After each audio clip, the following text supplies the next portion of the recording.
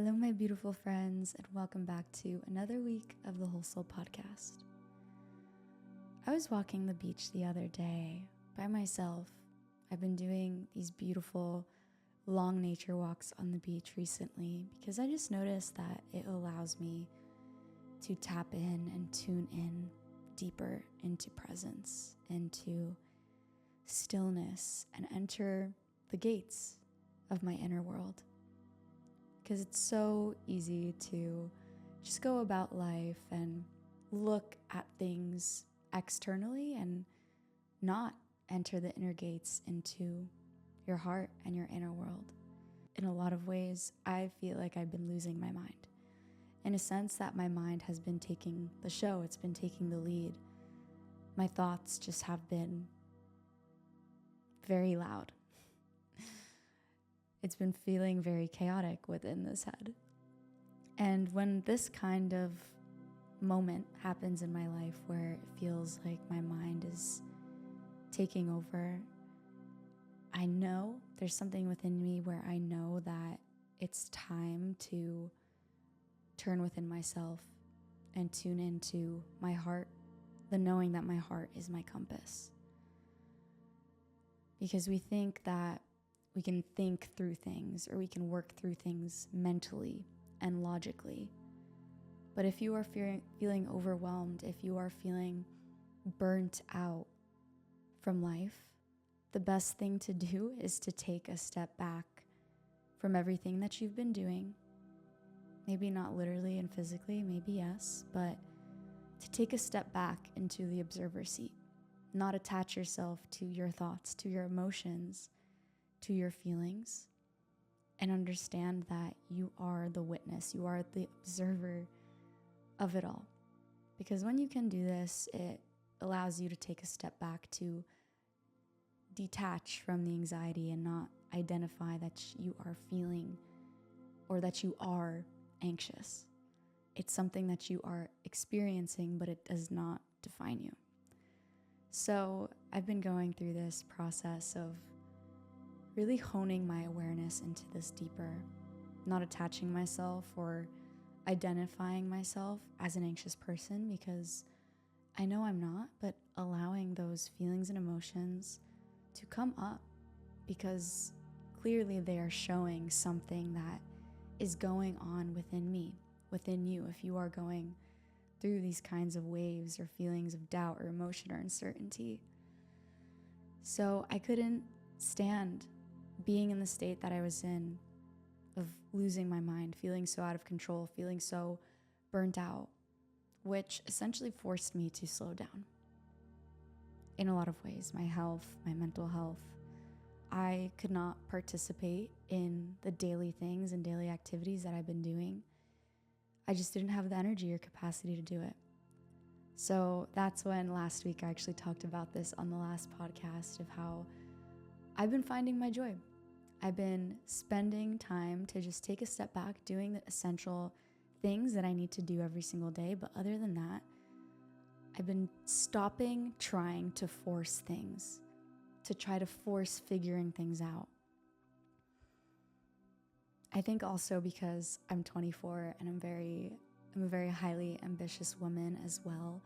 It's very easy to be in this overproductive state that our society has conditioned us to be in. So I'm also unlearning that, which has been a challenging and beautiful process of letting go of all these ideas and programs and conditioning that made me feel like I need to do more, that my worth is tied to how productive I can be, to how much money I am making in each and every single moment, how much money is in my bank account, thinking that, that reflects my value and self-worth in this world.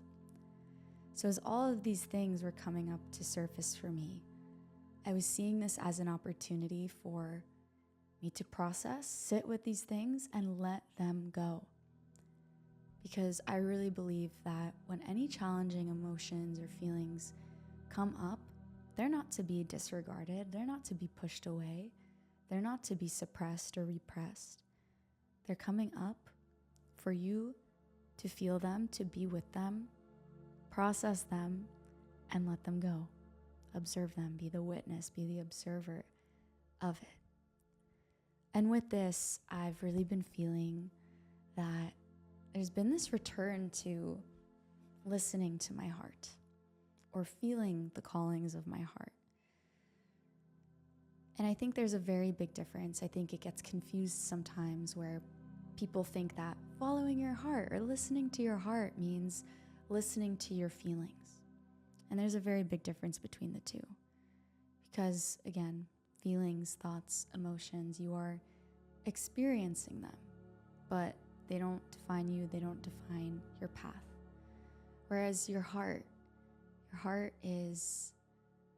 has this subtle whisper of intuition, this inner knowing.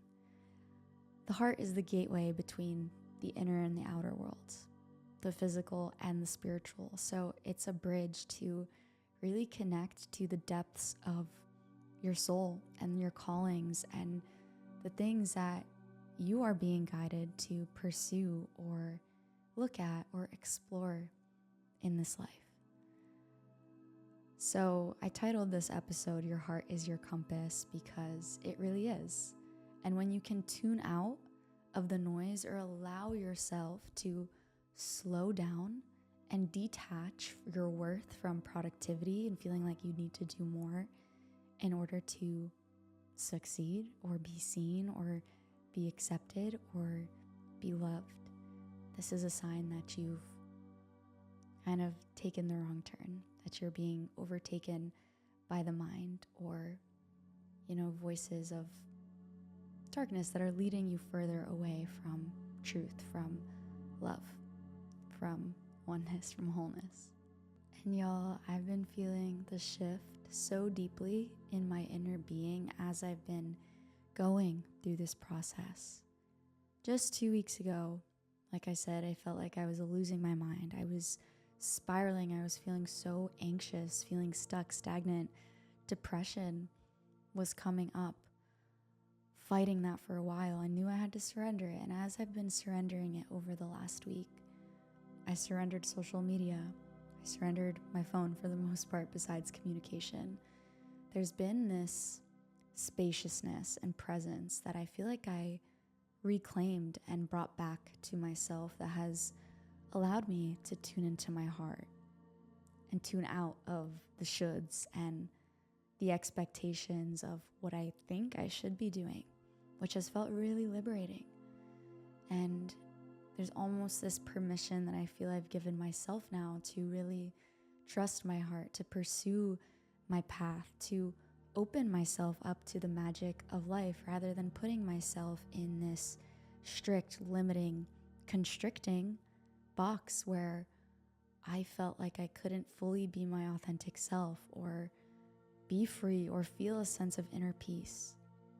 So this is why I'm saying that your heart is your compass, because your body, your spiritual heart center knows where you're supposed to go. It's quite literally guiding you to where you're meant to be.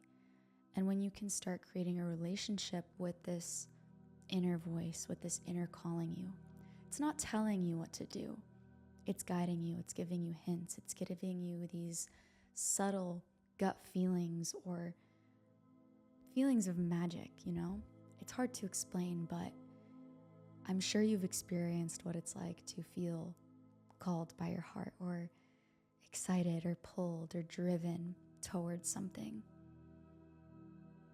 If you can really tune into that and start recognizing, when do I feel contracted versus when do I feel expanded? I think that's a really good indicator of when you are in tune with your heart versus when you are out of tune.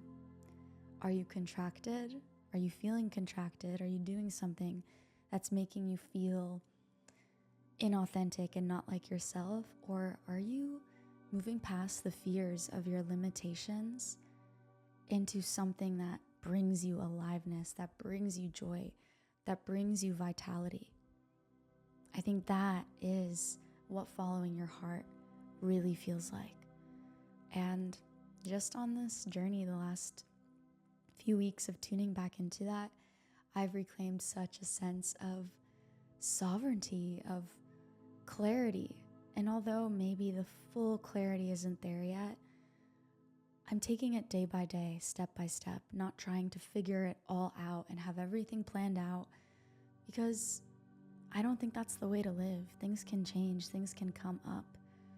And I think the most important thing as an artist, as a creative, as an entrepreneur, is to follow the things that inspire you.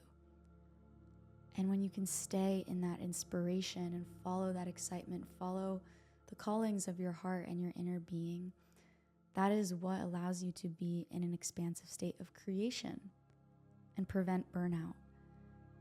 Burnout happens when you push something that's no longer in alignment. And eventually you get to a point of not being able to continue doing that anymore because you're just so tired and done, and your body and your mind just gives out. So your heart is your compass. It is your center of truth for yourself, for what is authentic to you in this life, for what you are being called and drawn to. Because the more you can immerse yourself in experiences and spaces and around people where your heart feels inspired and open, and you feel this desire to learn and experience life, that gives you life. And it doesn't necessarily have to be attached to making money, and most times it's not. And I think if you're trying to do something purposeful in this life and create a full-time living out of it, which I know so many people are right now, take it one step at a time. If you're working a job right now, or you're in a career where you maybe don't have the full space and opportunity to follow your heart every single day, create a 30-minute to 1 hour time block in your day to connect to your spirit, to meditate, to journal, to go for a walk and just be with yourself. Alone time. Conversation with God, Speak about where you're at. Allow yourself to speak, to express with just you, yourself, and God, because it is powerful, and I'm telling you, you will feel a difference, and you will be guided to create space and to actually explore the things that you've been putting on the backlog, or you haven't been allowing yourself to experience. And that in itself opens so many doors that you couldn't have seen before, because you just simply didn't allow yourself the space to be able to tap into that. So notice, when do you feel expanded, excited? You feel this tug to learn or explore something, curiosity. And notice when you feel contracted or drained, or you have this pit in your gut, like something isn't feeling right or isn't off. That is your body and your heart, your inner being, subtly giving you signals of what is in alignment and what is not. And you are sovereign. You have the free will to decide if you will keep perpetuating in a cycle of suffering, of lack, of contraction, of being in a state of misalignment. You have the choice. Or you can start to go past your edges of fear, to explore, to expand, to feel what is sparking curiosity and interest in your life. Because if it's not life-threatening fear, then it's completely irrational. So maybe when you're done listening to this podcast, or even if you have access to your journal right now, start writing down, what are fears I have that are not literally life-threatening, like life or death, where you do not have the chance of dying through this fear.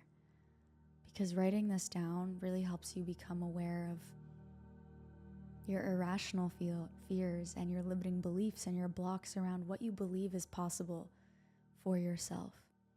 Because at the end of the day, it's always you that are getting in the way of you, me getting in the way of me. And it's only by taking self-responsibility, taking the power back into your hands, where you can actually take the action towards the things that excite you and light you up in this life, because no one's going to do it for you but you. So I hope this landed. I hope this opened a door for you to see through a new perspective. Maybe this lit a light bulb within yourself that is inspiring you to look deeper within yourself or pursue a path, or it helped you recognize an irrational fear that you had within yourself. But either way, thank you for being here. I love you. Make sure you rate this podcast on Spotify, or make sure to like and subscribe on YouTube. And as always, I will share because this is such an excitement in my life right now. But if you feel called to be a part of an incredible community of women, it's essentially a safe space to come home to yourself, to deepen into your body's intelligence, to self-explore.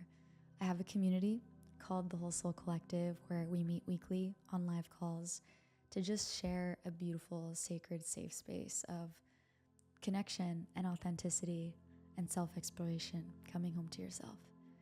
So that will be linked in the description to join. It's $47 a month. It's the best place ever, has so much value.